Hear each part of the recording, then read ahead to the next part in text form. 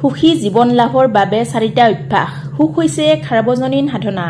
সকলো শ্ৰেণীৰ মানুহে সুখ বিচাৰে, কিন্তু ইয়াক বিচাৰি নাপায়।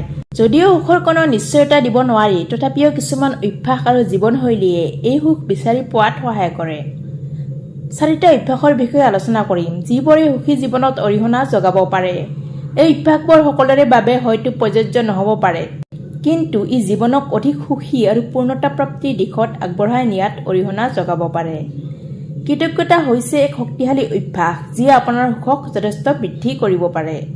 ইয়াৰ লগত জড়িত হৈ আছে আপোনাৰ জীৱনত থকা প্ৰতিগৰাকী মানুহ, অভিজ্ঞতা আৰু বস্তুবোৰৰ শলাগ লোৱা। সেয়া যিমানেই ডাঙৰ বা সৰু নহওক কিয়। যেতিয়া আপুনি নিজৰ মনত কৃতজ্ঞতাৰ ভাৱ জগাই তুলিব, তেতিয়া আপুনি অভাৱ, অভিযোগ আৰু দুখৰ পৰা আপোনাৰ মনোযোগ আঁতৰাই আনিব পাৰিব, যাৰ ফলত ইতিবাচক মানসিকতাৰ সৃষ্টি হয়। কৃতজ্ঞতা বা গ্ৰেটিটিউড জাৰ্নেলিং হ'ল এই অভ্যাস গঢ়ি তোলাৰ এক ব্যৱহাৰিক উপায়। প্ৰতিদিনে এটা মুহূৰ্ত সময় উলিয়াই 3টা কথা লিখি থওক, যিবোৰৰ বাবে আপুনি কৃতজ্ঞ। যেনে ৰাতিপুৱাৰ গৰম চাহকাপ, প্ৰিয় বন্ধু বা সুন্দৰ সূৰ্যাস্ত। আপোনাৰ জীৱনত ঘটা সৰু ডাঙৰ সকলো ভাল কথাৰ বাবে আপুনি কৃতজ্ঞ হওক আৰু ভগৱানক ধন্যবাদ দিয়ক। এনেদৰে নিজৰ মনটোক জীৱনৰ ইতিবাচক দিশবোৰৰ প্ৰতি লক্ষ্য কৰিবলৈ অভ্যাস কৰিব পাৰি। কৃতজ্ঞতাৰ অভ্যাস কৰাৰ অৰ্থ এইটো নহয় যে বেয়া অনুভৱ বা প্ৰত্যাহ্বানক অস্বীকাৰ কৰা। ইয়াৰ অৰ্থ হ'ল কঠিন সময়তো প্ৰশংসা কৰিব পৰা কিবা এটা বিচাৰি উলিওৱা। এই অভ্যাসে আপোনাক প্ৰতিকূলতাৰ সৈতে মোকাবিলা কৰাত সহায় কৰিব পাৰে আৰু জীৱনৰ প্ৰতি অধিক আশাবাদী দৃষ্টিভংগী বজাই ৰাখিবলৈ শিকাব। এজনে আনজনৰ সৈতে সুসম্পৰ্ক ৰক্ষা কৰা। মানৱ সংযোগ সুখৰ মৌলিক উৎস। পৰিয়াল, বন্ধু বান্ধৱী আৰু আপোনজনৰ সৈতে শক্তিশালী সম্পৰ্ক গঢ়ি তোলা আৰু বজাই ৰখাটো পৰিপূৰ্ণ জীৱনৰ এটা মূল দিশ। এই সংযোগবোৰক ধৰি ৰখাত সময় দিলে আৰু কষ্ট কৰিলে মনত আনন্দৰ সৃষ্টি হয়। সদায় আনে কি কৈ আছে ভালদৰে শুনি ল'ব লাগে। যেতিয়া আপুনি কথা বতৰা পাতে, তেতিয়া আপুনি তৎক্ষণাত উত্তৰ নিদি ভালকৈ শুনি লওক। সহানুভূতি আৰু বুজাবুজি দেখুৱাওক। এই অভ্যাসে আপোনাৰ সংযোগ গভীৰ কৰাই নহয়, আনক মূল্যৱান অনুভৱ কৰাত সহায় কৰে। ইয়াৰ উপৰিও আপোনজনৰ সৈতে ভাল সময় কটাবলৈ চেষ্টা কৰক। খাদ্য ভাগ বতৰা কৰাই হওক, একেলগে খোজ কাঢ়িবলৈ যোৱাই হওক বা কেৱল আন্তৰিক কথা বতৰা পতাই হওক, এই মুহূৰ্তবোৰে সুখক অৰিহণা যোগায় আৰু সম্পৰ্কবোৰ শক্তিশালী কৰে। সম্পৰ্কক ধৰি ৰখাৰ আন এটা গুৰুত্বপূৰ্ণ দিশ হৈছে ক্ষমা। ক্ষোভ বা ক্ষোভক ধৰি ৰখাটোৱে মানুহক আৱেগিকভাৱে ধ্বংস কৰে। ক্ষমাৰ অভ্যাস কৰিলে আপুনি নিজকে নিগেটিভিটিৰ পৰা মুক্ত কৰে আৰু মনটো পাতল হৈ পৰে।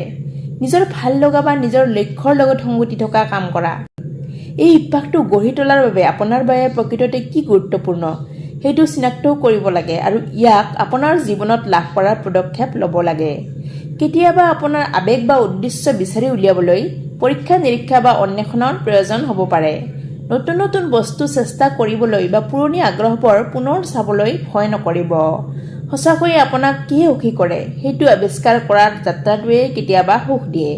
নিজৰ ভাল লগা কাম কৰিবলৈ যাওঁতে যে চাকৰি এৰি দিব লাগিব বা আন কিবা ডাঙৰ পৰিৱৰ্তন কৰিব লাগিব তেনে নহয়। এই উপাদানসমূহ আপুনি আপোনাৰ দৈনন্দিন জীৱনত অন্তৰ্ভুক্ত কৰিব পাৰে, আনকি সৰু সৰুকৈ হ'লেও।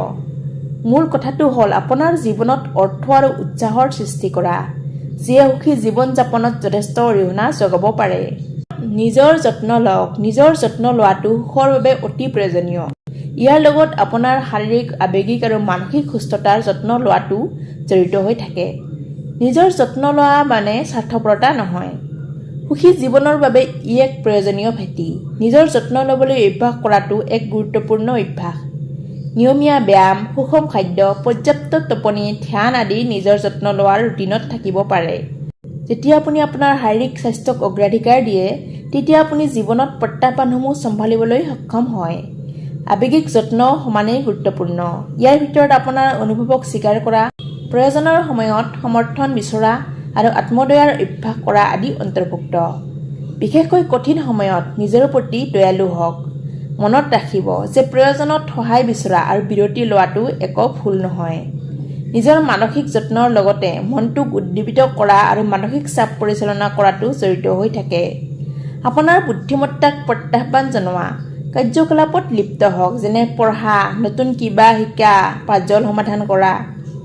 আপোনাৰ দৈনন্দিন জীৱনত মানসিক চাপ হ্ৰাস কৰা কৌশল অন্তৰ্ভুক্ত কৰক, যেনে গভীৰ উশাহ নিশাহ, ব্যায়াম বা জাৰ্নেলিং। সুখ এক নিৰন্তৰ অৱস্থা নহয়, বৰঞ্চ এনে এক যাত্ৰা যাৰ বাবে প্ৰচেষ্টা আৰু উদ্দেশ্যৰ প্ৰয়োজন।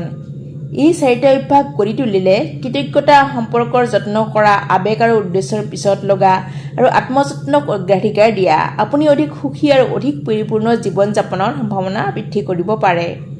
মনত ৰাখিব যে সুখ এক ব্যক্তিগত আৰু বিকশিত অভিজ্ঞতা, গতিকে সুখী জীৱনৰ এই যাত্ৰাত নামিলে নিজৰ ওপৰত ধৈৰ্য ধৰিব। বন্ধু বান্ধৱীসকল, যদি কথাখিনি আপোনাৰ ভাল লাগিছে তেনেহ'লে নিশ্চয় আনৰ লগত শ্বেয়াৰ কৰিব আৰু অধিক এনেধৰণৰ ভিডিঅ'ৰ বাবে চেনেলটো ছাবস্ক্ৰাইব কৰিবলৈ নাপাহৰিব।